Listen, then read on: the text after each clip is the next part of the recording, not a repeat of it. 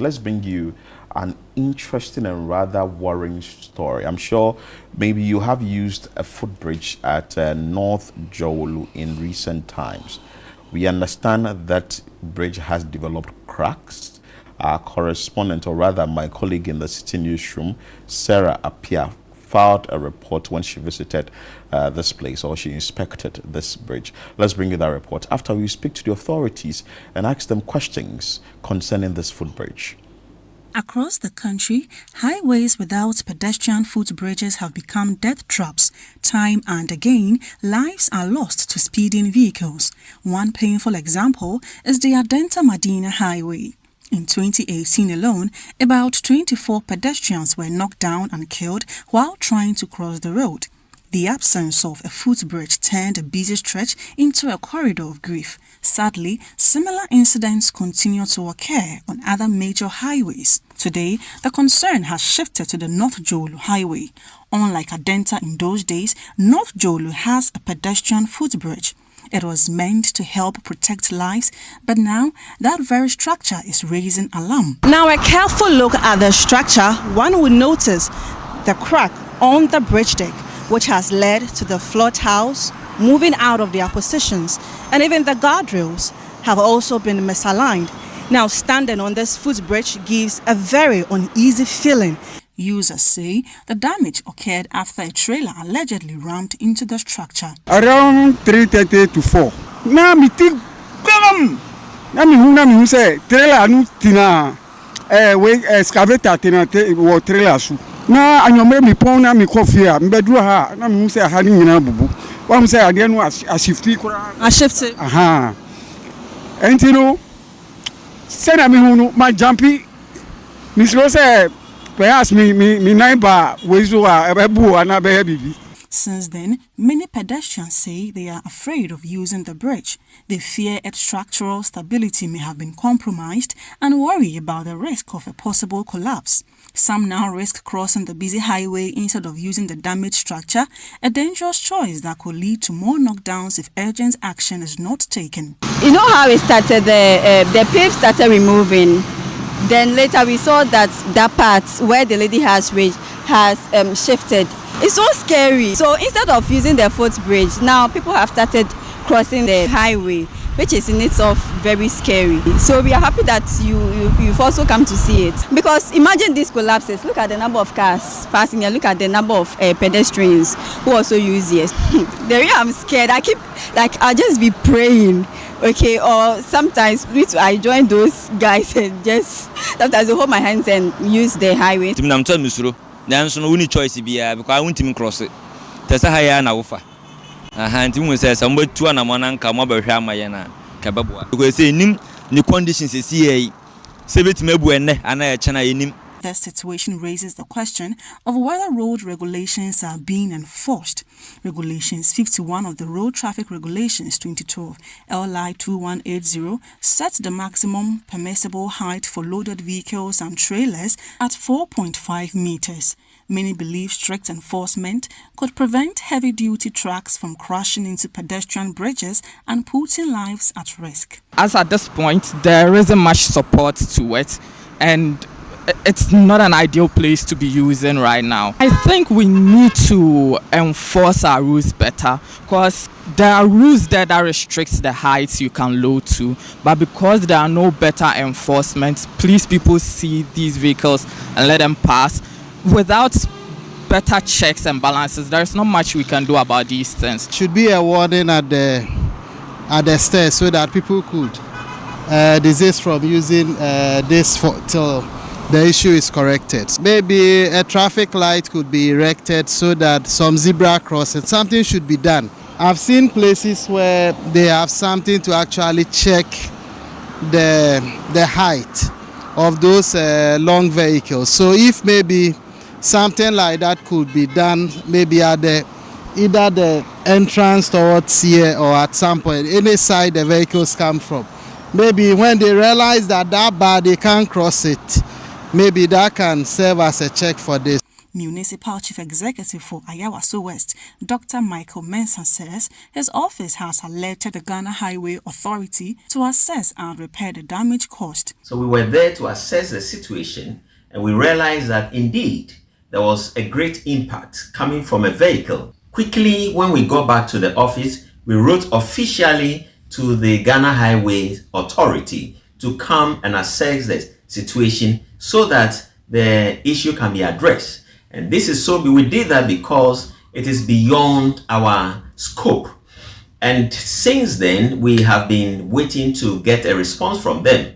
But I believe that once we've written to them, they are also taking measures to address the situation. According to Dr. Mensah, strict enforcement of the vehicle height limit will serve as a strong deterrent to drivers and transport operators who flout the regulations. We need to ensure that those vehicles comply with those regulations, because at the end of the day, when they don't comply, they are causing colossal damage to public properties and also danger to the public.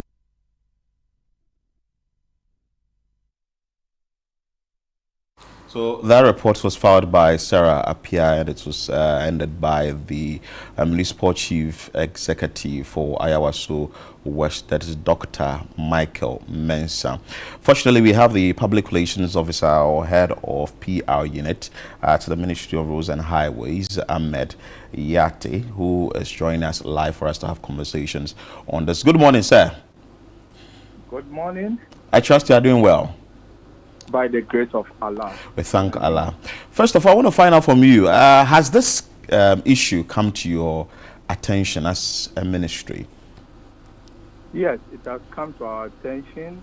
The good news is that the culprit has been apprehended and the police is in full control of the situation. So yes, it has come to our attention and we are dealing with it.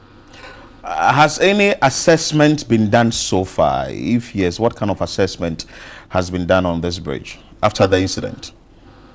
So the bridge maintenance unit of the Ghana Highway Authority has conducted an emergency technical inspection and assessment of the bridge. It's obvious that the impact has caused significant, we call it localized structural damage to the bridge. The estimate for the repair of the bridge has been put to around 2.5 million Ghana cedis. And I should state that the corporate is going to fully fund the repair work of the bridge, because the corporate is currently in police custody. And so we are going to make sure that the corporate fully fund the repair work of the bridge. Our estimate indicates that it will take us 6 days to repair the bridge. And so we are going to put in a work program to ensure that that is undertaken as soon as possible. Great. So after the assessment or whatever has been done by the ministry or the officials from the ministry, is it still okay for people to use this particular bridge as we await a full repair of the bridge? Yeah, so what we've done is that we've placed the bridge under some kind of control usage with temporary safety restrictions. So if you go there now, you will notice that we have warning signal. We've installed it at both the pedestrian walkway and also where motorists can see it. And so it can be used, but under some restrictions. But as I said, we are taking steps to start once we know the extent of damage and we have the full cost of repair. We are taking steps to move in as soon as possible to start the maintenance work. And so we would like to caution the public on using the bridge. If you have alternatives, we will advise that we use the alternative route. But if we have to use it, we have restriction caution marks there once you follow them, you should be safe. And unfortunately for this particular bridge, I've really not cited any alternative on the stretch that people can use. And now that you've made mention of the fact that the amount of money needed is some 2.5 million Ghana cedis to fix this bridge, and also soon, will you want to put any timeline to it, because it's very important? Yeah, it's very important. What we are trying to do is now to get the bridge maintenance unit of GSA to mobilize and move to site. We are getting the corporate to get them, provide the money, and so that we can do the repair work. And so as soon as we are ready, we will inform the public and put out announcements as to how we are going to do the work. I should also inform the listening public that in order to control the disruption to traffic, although the repair works will take 6 days, but we'll try to do it in a period of 6 weeks. So we try to use the weekend. So two days, 2 weekends we work maybe overnight. Then the following weekend we work overnight. Then the following weekend we work overnight. So it will be a period of the work plan is to work within 3 weeks, but use 6 days to do the work. And so we'll be informing the public as to the traffic control measures that will be putting in place once the work starts. All right. So does this incident actually suggest a need to redesign or reinforce footbridges in high traffic areas? Not at all, not at all. This bridge has been constructed to international standards. All that we need to do is to enforce our laws. And with the coming of our new minister, I can assure you that we are trying to hold people responsible. If you could recall, just last year, one Yao Asare was sentenced to 2 years imprisonment for unlawful damaging some infrastructure on the Obechebi-Lamte interchange. And this case too is a clear example of what the ministry has started doing. If you are caught damaging any road infrastructure, you will be made to face the full force of the law. And that's going forward, that's what we are trying to do. All right. So earlier you said that the culprit has been arrested. But I want to know, how do these truck drivers, know how much they should load their trucks? Are they told? Is there a way they are educated on how much their trucks should be loaded? Or they're just doing things ignorantly? Because honestly, in my head, as you said, you have caught up with the culprit, I'm asking myself, maybe this person, they didn't even know that there's supposed to be a limit. Are they told? How are they educated? My sister, ignorance of the law is no excuse. Right. I believe once you are in the business of haulage, you should know the rules and regulations governing the business you are in. Mm-hmm. I'm sure ChannelOne TV, being a broadcasted media outlet, you know the laws within which you operate. Right. So if you fall far of the law, you cannot preach as excuse of ignorance to get away with it.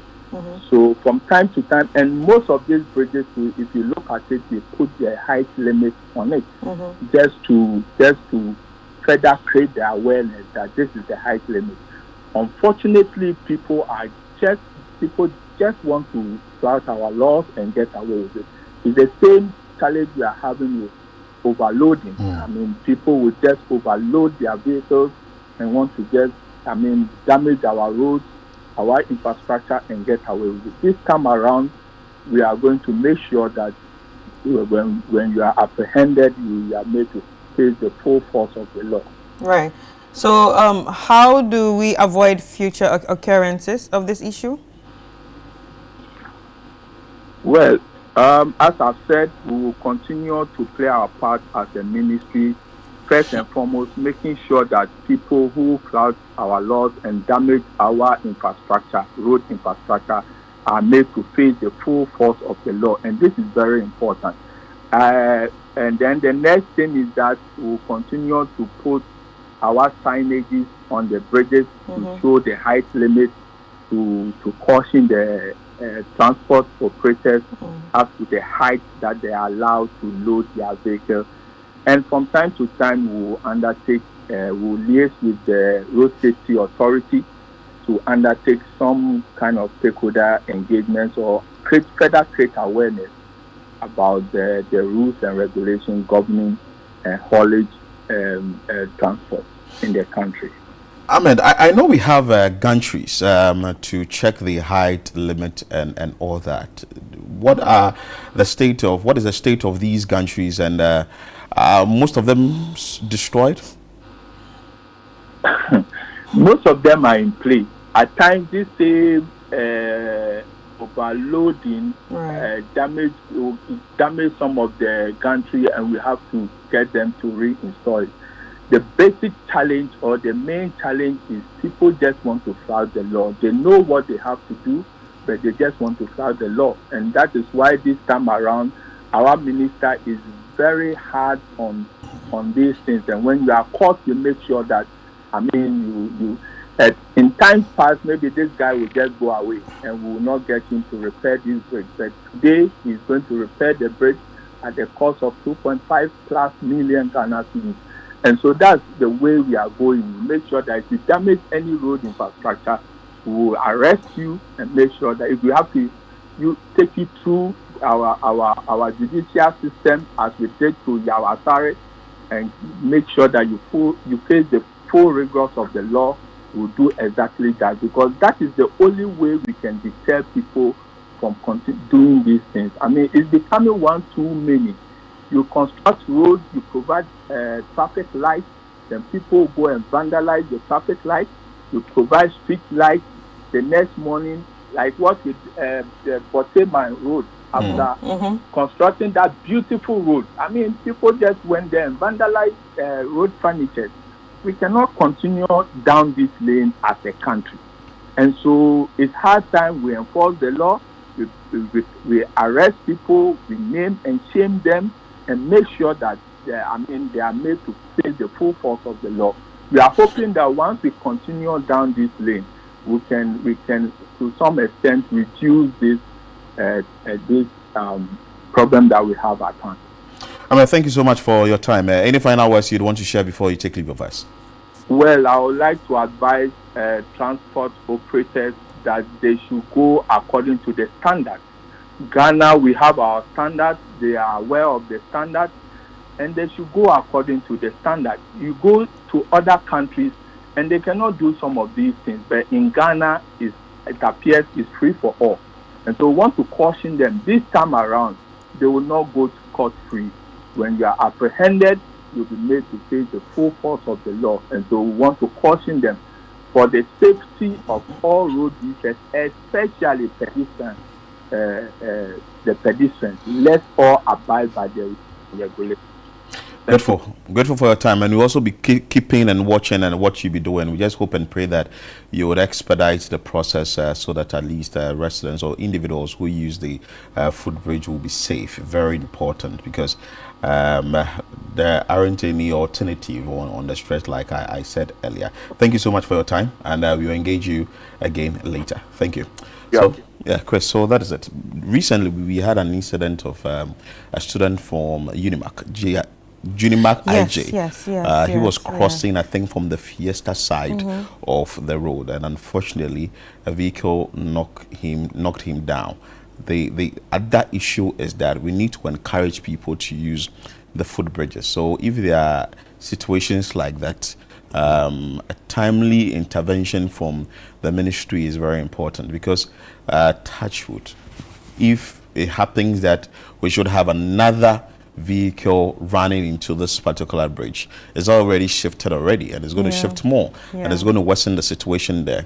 Previously, we know the height limit was 4.5 meters, moved to 5 meters, and I think now some of the engineers are also suggesting 5.5 meters. We should get these truck drivers to stick to whatever has been agreed on, 5 meters, and that is it.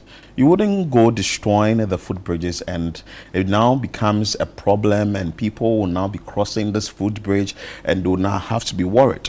A similar issue is at Achimota, I think Achimota Old Station, where you see that beneath the interchange, I think the whole place has now scraped up because of people driving or using bridge the height limits. They are not adhering to it. But anyway, let's pick up more information on this from a road and building consultant, Engineer Abdullahi Mahama. He has been in this game for a very long time. We ask him some few questions, and if there are education he would want to give to us and the general public, why not? Engineer Mahama, good morning. Good morning. I trust you are doing well. I'm fine. How are you? I'm doing good. Have you seen this footbridge yourself? Yes. What will you have to say about it, your initial reactions? Well, I'll say good morning to your cherished viewers, and good morning to you and Chris. Thank you. Good morning. The day it happened, I think the next morning, I saw it on social media. I quickly copied and forwarded to some of the friends I know at the Ghana Health Authority. But I must commend them that even before the assembly, the Ayawasu washed. Before they even went to write the official letters, the Ghana Health Authority have already swiftly moved to the side to have a look at it. And that one I can say on authority that I spoke directly to the official that matter in the field. And like you rightly said, they need, the PRO was saying they need some planning. You can't just have a knee-jerk solution to this. They have to plan properly because that's a heavy trafficked area. Yeah. If we have about 93,000 vehicles using the motorway, you can imagine those who are going to Medina and those who are there off to 37, maybe about 60,000 plus might be flying that route every single day. 60,000 vehicles. So if you want to come and plan for a renovation such as this, you have to plan the traffic impact assessment properly before you come in and handle the issue. But I can say that having seen the crime de la crime coming there to come and assess it and then not cordon off totally, it means structurally it is in a safe condition of picking commuters through pedestrians who are crossing, but with some caution, like the PR rightly said. And so coming to do the design, the redesign or realignment, and the bridge maintenance unit for the Kwantumi will be coming to undertake that assignment. I can say on authority that the design of that structure, I heard Chris asking that whether the design has to be, we have to improve our designs in the country. The impact that we had from the eyewitnesses, if that bridge was not designed to standards, would have collapsed. Wow. And the you can see the movement was actually at a particular location where we have the bearings. So there are some of the things that you factor when you are doing such designs, that there may be a recalcitrant driver who may come in or who may try that route, and some of these things may happen. So you can see that, look at the location, exactly what I'm seeing on TV. It moves along the bearings, or we have the porter joint. And I see that the deviation might be about 20 cm, 25 cm, so to speak. But I'm quite sure that the GHA is more than competent to handle this with ease. Now let's come to the question that you asked again about whether drivers are aware. In fact, any haulage driver in the country, before you get that set license, E or whatever it is, these are the basic things that haulage companies dotted across the world know, that there is a standard of 5 meters clearance from the chassis of the underbridge to the top of the road. In fact, in Ghana, you have seen that some of the bridges have even 5.5 meter clearance. And even with that, some recalcitrant drivers load beyond the limit, and they still hit some of these bridges. In fact, Engineer Mama, I want to ask this question. So the drivers are aware, or the truck drivers are aware, that we are supposed to load to this particular limit or this height. There are law enforcement agencies that are along the road that must ensure that you don't overload. What has happened with that? Right. So after talking about whatever the Ghana highway standards have been adhered to in terms of the construction, so that you go according to the international standards, conforming with the international standards. Even the Ghana authority, like Ahmed was saying, they don't have the task force. Have you noticed that all my discussions with you, my advocacy with you in terms of traffic lights being vandalized, I said that the police who come in at the first point of call, they need not to release these vehicles after just what they call the testing. Most of the cars, when they are tested, sometimes they allow the drivers to go. Now, I've been saying this over the past 10 years, that when the cars are tested, they are not supposed to be released, especially if they have damaged public or, let me say, government property. Traffic lights, crash barriers, footbridges. In fact, the footbridge is absurd. It's beyond the normal one. It's, at least a car may blast a car, right? And then we'll skid up the road and maybe crash a barrier, like the metal ones. Yeah. A car may blast a tire and then maybe run into a traffic light. But this is a conscious loading beyond the limit. It can't be an accident from where it was being loaded. You get it? So when the police get into this fray and they finish their assessment, they need to report to the appropriate authorities, and then the various law processes are adhered to. Payments are made for the facilities to be reinstated across the country, so that we will not have government always with the limited resources coming in every now and then to be handling or rectifying the anomaly that have been created deliberately. And if we come to the footbridge, Philip, there's no way somebody will say it's an accident. The clearance is that even sometimes from their yard, those hauling companies, their own yard, they have their limits, because they know that if they move on the road and they cause some of these things, they will be apprehended. So they even have some of their limits there. So it becomes deliberate for them to move beyond the limit and then get these things, some of these bridges affected. In fact, the information I had is that when these things happened, the drivers moved away. It took a lot of information, social media, checking here and there to track not the car number, but a signage on the vehicle that caused this. And the police with the assembly and the Ghana authority moved in to the companies and then got them apprehended. Good. That is how they went before they got this vehicle. So the vehicle did not stop after causing this; it moved away. Wow. And, so the police have to ensure that they follow the various procedure. If vehicle causes damage to public property, the vehicles are assessed. The appropriate institution, if it's a urban route, if it's a Ghana Highway Authority or a feeder road or any other institution, are informed, and then whatever the cost is assessed, and the costs are given to the offenders to foot the bills, and then government will at least will be a bit relieved. Okay, good. So with this, we understand that the assessment has been done, and the costed 2.5 million Ghana cedis that is needed to fix the bridge. But from what you are saying, is it a bridge that people who are using it should be worried about? Because from the report that was filed by Sarah Apia, most of the people who are using this footbridge indicated that they are not safe.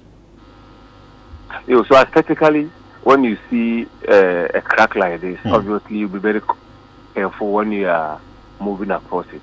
So you can't fault them for saying that. But I'm sure that they move beyond aesthetics. Engineers who are in the field have done their initial assessment, and if it was so dangerous, they would have just cut it off automatically. But the danger is when any other vehicle loads beyond the limit and then have such an impact again to what is existing, then you may have a different story to be told. And this comes in where we have to get our gantries well installed before the direction. I mean, you put the gantry in the direction of traffic, some meters away, so that reasonably, if a car cannot go across the gantry, obviously it will not get to the footbridge or any other bridge. You made mention of the Achimota one. Yes. What happens, because these vehicles are traveling from mostly the ports, and I'm told that there's supposed to be a gantry at the the exit point at the ports. After loading, they are supposed to go through that gantry, which is a standard gantry for all the bridges. How come that some of them, when they go across that, they don't hit the gantries at the port, but when they come outside, they hit the gantry, the footbridges, and then the flyovers and the bridges. So we should be checking, and the first area is to check the port and other areas where we don't load from the port. So other vehicles load outside the port or overload outside the port. And once the gantries are there as a check, I'm sure that this will be minimized. I'm just happy that this bid didn't come down, and I can say on authority that the information and interactions I've had with my very experts who are in the field, the bridges, the footbridges that we see on the roads in Ghana here are well constructed. Well constructed. All right, so talking about the gantry, you made mention that it's actually supposed to, it's actually supposed to be before the bridge. So when looking at this, where is it supposed to be? Okay, so if there are, let me say, there are a series of footbridges in a road that you don't have accesses coming from along the road. Let's say we have origin, let me say, if Ketekwashi is the origin. Yeah. And the Malam Junction is the destination. Okay. In other way, in the reverse way, Malam becomes the origin and Ketekwashi becomes the destination. Right. If there are no junctions that you deem that heavy vehicles will be coming to connect in between the origin and destination, then the gantries may be in this case 2. Right. Like you don't have any other roads connecting to the origin and destination. Then you know that this is okay. But in areas where you have, other major junctions connecting, those junctions need to have a similar gantry. So, depending on the nature of the road and the furniture, the accesses that connect to the main carriageway, gantries may be provided to ensure that you have a clearance permit. That if you're able to go under the gantry, you have been cleared before you get to the footbridge. So I think Ghana Authority will be doing the assessment, and then they will be adding some of them have been damaged actually. I'm sure that the inventory will be taken, and some of the ones which are not in position now will be reinstalled, and then we can protect our bridges, because the cost of the gantry, obviously, if a gantry is damaged, it is something that can be that can be replaced easily, and that will not cost so much apprehension like when a footbridge is damaged and people may not be able to cross, in this case where they have limited areas of moving from one side to the other side of the highway. Okay, so you made mention of these footbridges in the country properly constructed, but as a consultant in this field, is there a need for periodic maintenance of our footbridges? It is done. It's because they don't come to us to tell us when they are doing. In fact, there are sectors. The road has its sector, the bridge has its sector, and so what they do is that the bridge maintenance. That's why we have a subset of the Ghana Authority, which is the bridge maintenance unit, and they have another mobile maintenance unit. These units they move around to assess our bridges, and those ones is because it's not like it's not a news of an emergency that just happened. So they check their footbridges, they check even the bridges, including the Adomi Bridge and the likes. And I've seen them do that a couple of times, even on the Adomi Bridge, with their boats underneath, checking whether there's some cracks and other things, so that if they feel like there's a crack, they go in and do those maintenance without even notifying them. Unless, of course, you're going to have a negative impact in terms of, let's say, traffic. And that, okay, this case, they will notify the motorists that XYZ is going to be done here. So because of that, traffic will be diverted or caution is taken for them. If they don't have any impact negatively on their commuters, it's not brought to their attention. But that is done, especially with our bridges, because they know that one bridge that collapses on its own, Philip, you know what is going to happen. Yeah. It's going to be a disaster. It's going to be a disaster. Thank you so much for your time. But of course, we need to ask you if you have final words you'd want to share with our viewers before you take leave of us. I just want the police to do their work well, and I want these haulage vehicles which know what they ought to do their work. Mostly, what I see is the impact we had at Abofu area about 2 years ago. The same footbridge that shifted at Abofu. Yes. Just around, Abofu before the Akwetema underpass. And then that of this one, this one that has happened, and one or two others. it is mostly with an excavator. An excavator sitting on a low bed. Okay. Now, there are various low beds which are supposed to, the name is low bed. It has to be it has to meet a certain limit in terms of even the low bed itself, because the arm of the excavator sitting on the low bed, the way it's anchored, it may be higher if the ice or the low bed is a bit higher.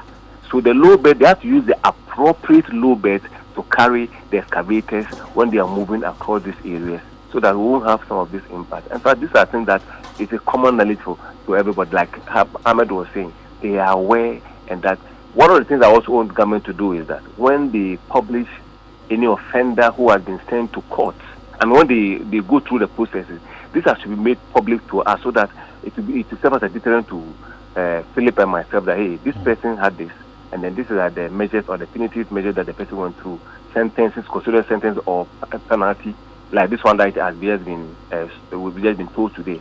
If you have not had this interview, we wouldn't have known that the 2.5 million cedis have been apportioned or allotted to the miscreants who caused this disaster to the bridge. So these are the information that we need to have every now and then, so that it will serve as a deterrent to everybody who is using our roads.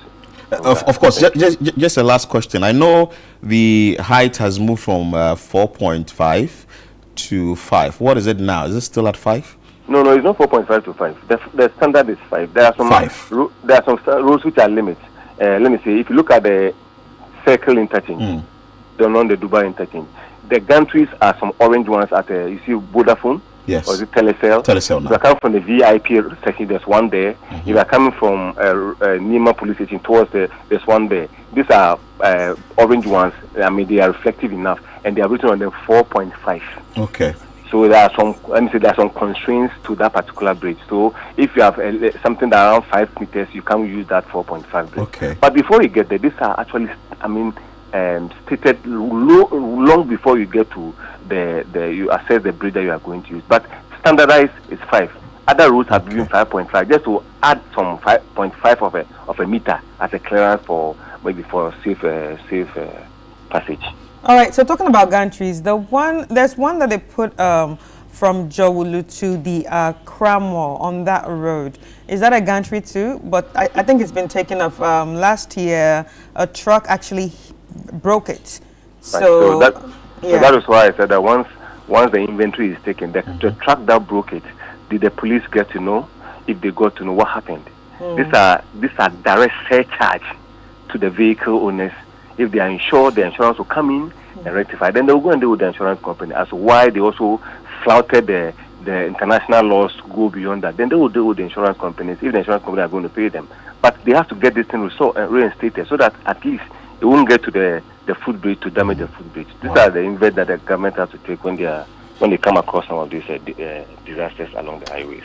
Engineer Abdullah Imam, I'm grateful for your time. It's always been a pleasure having you to give us insights into these things, and of course we're following up keenly on what the ministry will be doing about it. And from what you have indicated, it's not as dangerous as it looks with sight, but the ministry would have to push and get it fixed. Chris, I think that the response from the ministry is helpful, because now we know that you've seen it, you are working on it, and you are getting some solution to the problem. So and you can be also punished if you if you are caught messing up any of the road furniture. You definitely be dealt with. So if an amount of 2.5 million Ghana cedis from the assessment is what is needed to be fixed to fix this particular problem, and let's say the corporate has agreed to do it, it should be done immediately, so that people who use the footbridge will not be scared, because they have to use the footbridge, which is very important, and they wouldn't try using the highway. This is the N1 highway. Just recently I saw an accident happening just close to me. I was driving and I was shocked, because someone was crossing the N1 highway, that Niboy, and this man, why won't you use the footbridge instead of crossing? That is I think it's a four lane is maximum of 10 lanes, and you want to cross from one place to the other 10 lanes, and eventually just looking at the mirror, my rear mirror, I noticed that he's been knocked down. Yes, he was knocked down by not a vehicle but a motorbike. He was knocked down because he couldn't dodge, he couldn't move, and trying. So at least these things should be worked on immediately so that we would find a solution to the problem. People who are using the footbridge would not be scared, and maybe to other footbridges too as well.